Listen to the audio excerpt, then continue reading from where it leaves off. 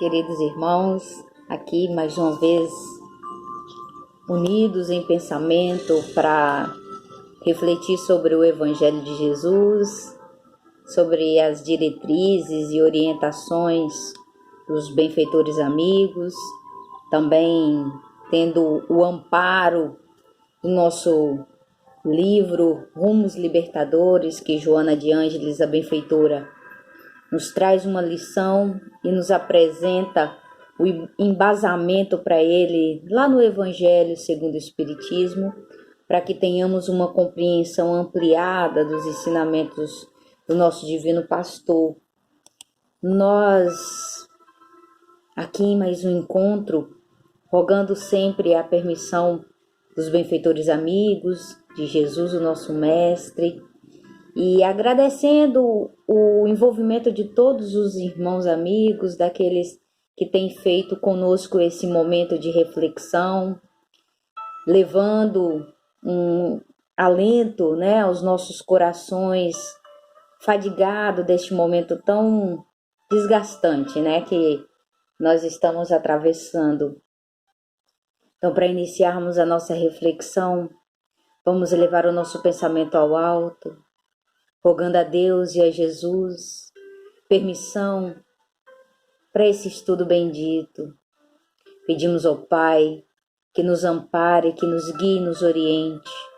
Rogamos neste momento por todos os nossos irmãos que sofrem, encarnados ou desencarnados.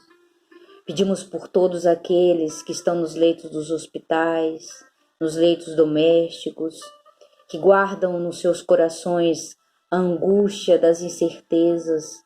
Pedimos, Senhor, por todos os nossos irmãos que neste instante se veem diante da depressão, da instigante vontade de atentar contra a sua própria vida, que Maria, nossa Mãe Santíssima, abrande os corações desses irmãos e que eles tenham a certeza de que a vida não cessa, que nós estamos aqui no orbe com um compromisso de edificação.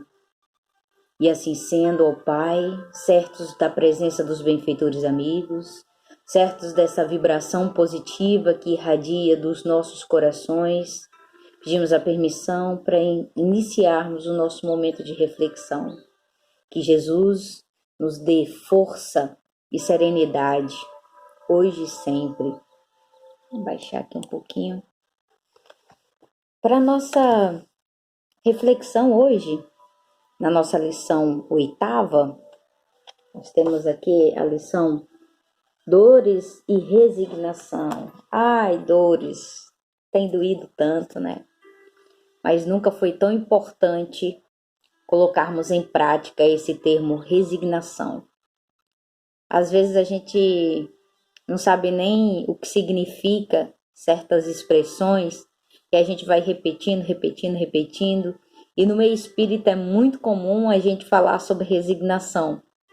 E agora nós estamos vendo essa expressão ser usada de forma mais ampliada, mais abrangente. Tantos meios de comunicação, pessoas que fazem as lives aí têm batido nessa tecla da resignação, da importância de manter-se resignado diante das dificuldades, diante das dores. E na nossa lição, Joana indica lá no Evangelho, continuando o capítulo 5, Bem-aventurados os aflitos, o item 8, que posteriormente a gente vai fazer a leitura. E aí Joana diz assim: diante do alienado mental que transita em aflição, não exclames, resgata o passado infeliz no qual se comprometeu, lamentavelmente. Em face do agressor impenitente que padece de exculserações morais, não aponte as marcas da sua desdita, como se estivesse isento de desequilíbrios.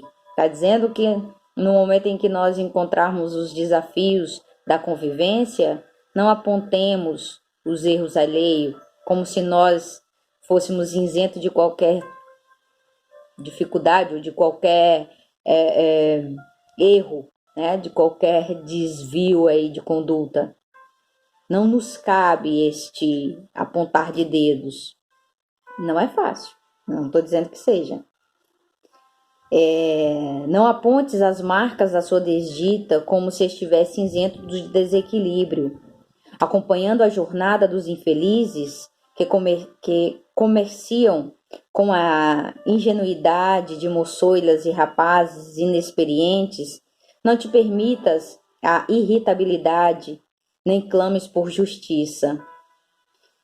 Fitando a implantação das complexas máquinas da sexualidade tresviada, não te permitas, na tua fé espírita, uma atitude de revolta ou uma imperiosa necessidade de combate, vitimado pela agressividade.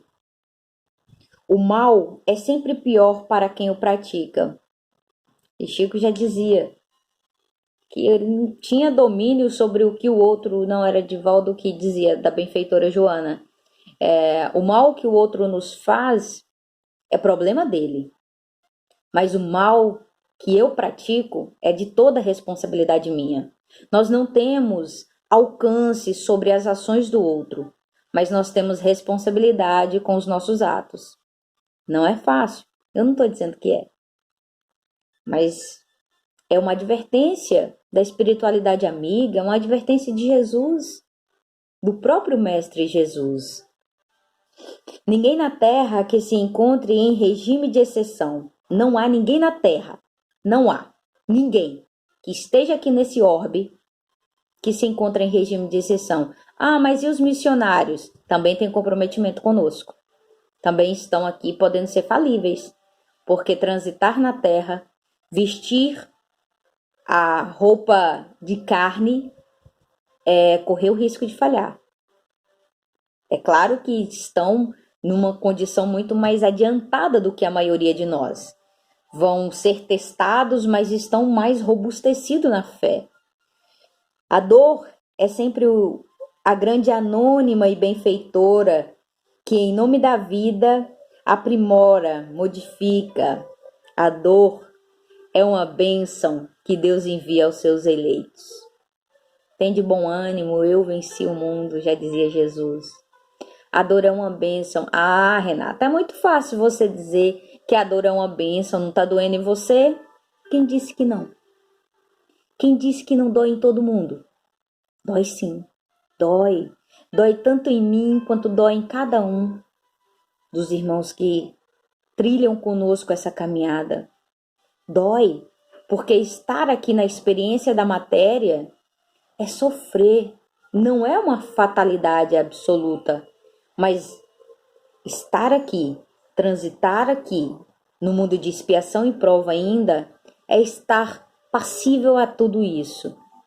E nós precisamos o entendimento. Então a dor é sempre a grande e anônima benfeitora, que em nome da vida aprimora, modifica as aspirações e logra o milagre de conduzir o espírito para sublimes cumeadas da sua destinação gloriosa. Só com a dor nós vamos lapidar o nosso espírito ainda tão embrutecido. Conheces Jesus e com ele aprendestes que é imperioso trabalhar e trabalhar sempre, a fim de lograres o fanal redentor. Como o trabalho nos enobrece, o trabalho de fazer pelos outros, de promover o bem, aqueles que transitam conosco aqui nessa jornada na matéria. Isso vai enobrecendo as nossas ações, vai nos tornando pessoas mais sublimadas, vai nos colocando numa condição de entrega, porque quando nós trabalhamos em prol daqueles que necessitam, é de nossa parte um altruísmo, uma maneira de esquecer um pouquinho das nossas necessidades pessoais, do nosso egoísmo e dedicar ao outro. Face aos múltiplos fatores que engendram sofrimento entre as criaturas, se tu, aquele que ama, que desculpa, que esclarece e serve, é fácil? De maneira alguma. Quando nós, no momento da convivência e agora com a pandemia, nós estamos sendo muito mais testados a essa convivência, ao seio da família de fato, e nós somos constantemente colocado à prova o nosso entendimento de família, o nosso entendimento de compreender as dificuldades do outro, compreender os erros do outro, os defeitos do outro, e também fazer uma autoanálise, como nós estamos lidando. Porque quando nós trabalhávamos o dia todo e chegava em casa já basicamente à noite, só pernoitávamos nos nossos lares, a maioria de nós éramos apenas hospedeiros, que apenas iam para casa para dormir, então muito pouco relacionava com os familiares, muito pouco convivia mais intensamente. E aí éramos compreensíveis e bons. Mas quando nós somos convocados de fato a essa convivência estreita, e nós não estamos numa família por acaso, nós não fazemos parte de um núcleo familiar à toa, e aí vem a providência divina e coloca esse teste para nossa prova final, é para ver, para atestar se nós estamos de fato nobres em sentimento, em compaixão, em compreensão com as imperfeições alheias. Face aos múltiplos fatores que engendram sofrimento entre as criaturas, sede tu, aquele que ama, que desculpa, que esclarece e serve. Quando, todavia, a dor te alcance, no seu ministério sagrado de construir o homem novo dentro de ti mesmo, recorre à paciência, à oração e à vigilância. Motivos de resignação e calma possuis para enfrentar a problemática do sofrimento. Nós possuímos.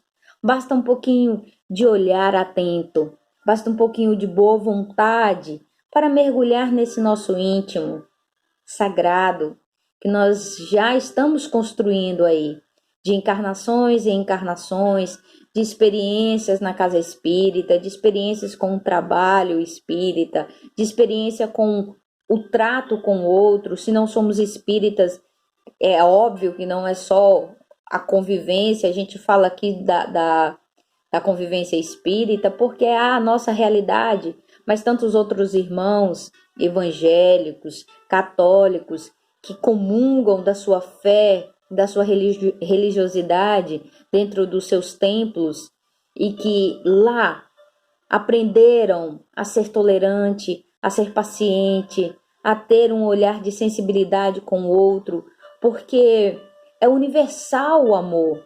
Todas as religiões pregam a mesma premissa, que é o amor. O objetivo é único, é um só. A gente se identifica com um aspecto e com outro, que é o que nos faz nos aproximar mais de certo segmento religioso, mas nosso princípio é o amor. É estar em um ambiente que nos propicie um entendimento, que nos traga paz, que nos faça ver o outro de forma mais amena, de maneira mais amorosa, mais amistosa. Estás fadado à luz imarcessível. No entanto, procedes de experiências graves. Nós todos estamos fadados à luz. Mas nós não podemos esquecer que nós estamos aqui vindo de experiências anteriores que nos deixou endividado de certa forma, né? Estás fadado à luz, no entanto, procedes de experiências graves que ainda te atam aos grilhões fortes dos erros transatos. Nós estamos aqui experimentando dor porque nós fizemos sofrer, porque nós, em experiências anteriores, procedemos de má fé, com condutas não tão sublimadas como as que nós esperamos hoje. Nós já estamos melhorados, não podemos ignorar isso. Sabendo que a vida é uma experiência que te cumpre superar e sublimar, avança, certo da tua vitória final. Não desanimes em razão dos sofrimentos. Se a borboleta receasse rastejar no solo, na condição de lagarta, jamais lograria plainar leve no ar. A borboleta é sempre um ótimo exemplo de que nós podemos ser muito mais belos, libertos de qualquer casulo que nos aprisione. Quanto te pareça em trevas a noite, não te ouvides das estrelas fulgurantes além das nuvens carregadas. Hoje resgatas, amanhã estarás em liberdade. Em qualquer posição, porém, em que te encontres, louva e bendizes sempre a vida. O companheiro equivocado viverá, seguirá adiante. Há uma passagem, eu não sei se Pontos e Contos, de Humberto de Campos, Irmão X, onde Pedro estava muito cansado, estava se sentindo muito injustiçado. E nessa condição de sentir-se injustiçado, vitimado pelos que não compreendiam o seu trabalho, quantos de nós, nos momentos aqui em que nos devotamos às necessidades do outro e que não encontramos no outro receptividade ou não encontramos no outro a gratidão que nós esperamos, ficamos descrentes, cansados, desesperançados, e Pedro estava assim. A gente se identifica muito com Pedro, né? Pedro antes da redenção. Pedro estava nessa caminhada para a sua edificação. Então Pedro recolhe já na casa do caminho, recolhe em oração e faz uma sentida prece para Jesus, conversando mesmo como se o amigo tivesse ali presente. Jesus já havia voltado à espiritualidade. E no momento em que Pedro chorava entre preces e soluços e lamentações, eis que aparece Jesus e diz: Pedro, mas por que choras? Aí Pedro: Jesus, fulano de tal não me compreende, cicrano me julga, Beltrano me acusa de ser um malfeitor.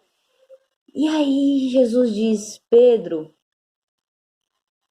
Jared vai viver, fulano vai viver, cicrano vai viver, significando aquelas palavras para Pedro de que de nossa parte não pode haver nenhuma censura ou julgamento com o comportamento alheio, porque todos viverão para arcar com as consequências. Fulano vai viver, fulano vai ter oportunidade de em nenhum momento reparar esse ato que está cometendo contra ti. Então todos nós, e nós fomos aqueles que cometeram esses deslizes e estamos hoje vivendo para reparar. Não há nenhuma dor que estejamos sentindo no momento que não seja uma necessidade de reparação. Então a vida de todos nós se encarrega, experimentando o aguilhão da aflição como necessidade imperiosa de crescer e adquirir experiências. Aproveita-te da ensancha e não te detenhas, sejam quais forem as circunstâncias. Resigna-te e cultiva o otimismo. Logo mais soará a hora nova para ti, como para o teu próximo. Quem o visse de braços abertos nas duas traves toscas da cruz, suporia que se tratasse de um vencido ante o domínio arbitrário e nefasto dos transitórios governantes da ilusão. Penetra-te, portanto, de resignação e confiança e não temas nunca. Logo mais rairá a tua madrugada de bênção. Quando Jesus, de braços abertos naquela cruz, nós, com um olhar prematuro, poderíamos supor que ali tratava de alguém que estava entregue, vencido, que aqueles que o perseguiam haviam vencido. Mas não, Jesus estava sendo o vencedor, porque cumpriu com seu propósito, cumpriu com o propósito que Deus, o Pai, havia destinado a ele, e conseguiu fazê-lo sem deixar nenhum débito. Não existia débito para Jesus reparar, porque ele era o governador do nosso orbe. dos nossos corações e sofreu. E serve-nos de inspiração para que todos os sofrimentos, seja quais for a prova, mas sirva de entendimento de que nós a suportaremos. Nós passaremos por ela com maneira sóbria, de maneira resignada, com a certeza de que tudo há um propósito de ser. E voltando e concluindo aqui o nosso estudo, lá no Evangelho, capítulo 5, bem-aventurado os aflitos, no item 8, é a sequência de causas anteriores às aflições.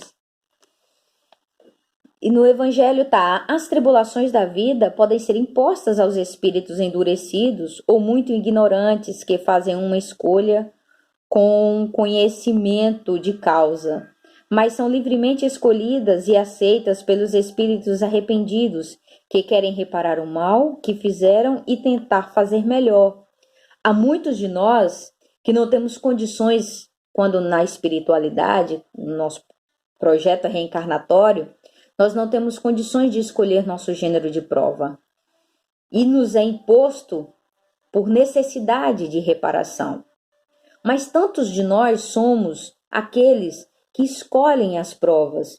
Escolhem, eu quero passar pela prova da miséria, porque eu sei que na encarnação anterior eu lesei muito os meus irmãos. Eu quero passar pela prova da deformidade, porque eu agi de maneira irresponsável com o meu organismo, com o meu corpo. E por aí se vai, tantos de nós podemos fazer essas escolhas. E quando aqui mergulhamos na carne, nós lamentamos. Eu, por muitas vezes, me pego pensando, quando me surpreendo diante de uma prova, de uma situação difícil, eu falo com o meu benfeitor assim, não tem condições de eu ter escolhido isso. Isso me foi imposto. Será que se eu tivesse condições de pensar, de escolher, eu escolheria tal dificuldade? Mas quando nós estamos no mundo espiritual, nós achamos já amadurecido para passar por muitas coisas. E quando aqui estamos, nós somos mais frágeis. E aí Jesus dizia a Tiago, quando Tiago questionava da índole do homem, Jesus dizia: Tiago, o homem no mundo é mais frágil do que perverso. Nós somos muito frágeis, nós somos titubeantes, nós somos ainda crianças espirituais. Mas estamos aqui com um propósito enobrecedor do crescimento, de lapidar o espírito imortal, de tornarmos essa encarnação de fato válida, para quando chegarmos no mundo espiritual, tivermos crédito mais do que débito, considerando que nós não regredimos. Tal é aquele que, tendo feito mal sua tarefa, pede para recomeçá-la, a fim de não perder o benefício do trabalho. Não é verdade? Quando nós começamos a fazer algo e que não conseguimos ver bem feito, não, deixa eu começar de novo para fazer melhor. É a oportunidade da reencarnação. A reencarnação é isso. É retomar uma caminhada que nós escolhemos desvios tortuosos. Essas tribulações, pois, são ao mesmo tempo expiações pelo passo que elas punem e provas para o futuro, que elas nos preparam. Rendamos graças a Deus na sua bondade, que na sua bondade concede ao homem a faculdade da reparação e não o condena irrevogavelmente pela primeira falta. Não é maravilhoso? A providência divina nos dá esta oportunidade bendita, oportunidade de voltar e refazer o caminho, oportunidade de buscar a reparação pelo ato que não foi positivo, buscar que nós façamos um novo caminho, percorremos um caminho que nós escolhemos antes, tortuosos, e que nós temos, com a oportunidade da reencarnação, fazê-lo, reconhecendo os erros que já foi cometido e buscando os acertos porque nós estamos preparados para essa reencarnação. O livre-arbítrio às vezes nos afasta da edificação, mas ele também nos aproxima. Vai depender de como nós estamos trabalhando a iluminação interior. E que nós tenhamos essa serenidade nesses momentos difíceis, de reconhecer na dificuldade um degrau para edificar o nosso espírito imortal. Então cada um de nós que estamos aqui passando por dificuldades, não desanimemos, não nos entreguemos aos momentos difíceis. Recorramos sempre ao Divino Mestre Jesus, aos nossos benfeitores amigos que não cansam de tutelar a nossa caminhada. Então, chegando ao fim de mais um estudo do Evangelho, com a certeza de que Deus é um Pai de amor e de misericórdia, que proporciona para cada um de nós essa experiência na carne e na matéria, façamos a prece de encerramento dessa nossa reflexão. Senhor Jesus, Mestre amado e amigo, agradecemos pela essa oportunidade bendita de refletir sobre os seus ensinamentos. Rogamos aos benfeitores amigos que nos inspire sempre a colocar em prática, na nossa caminhada, na nossa trajetória, seus ensinamentos de luz. Pedimos novamente por todos os que sofrem, pedimos por os irmãos que equivocadamente atentaram contra a sua própria vida, que Maria, nossa Mãe Santíssima, como benfeitora, resgate cada um a seu turno, no momento do seu arrependimento. E assim sendo, Pai amado, agradecidos pela sua oportunidade bendita, pedimos para encerrar este momento, levando a todos os corações a paz e a serenidade para seguirmos diante de momentos de prova e de dificuldade. Que Jesus nos ampare hoje, agora e sempre. Assim seja. Muita paz a todos. Até o nosso próximo encontro, se Deus nos permitir.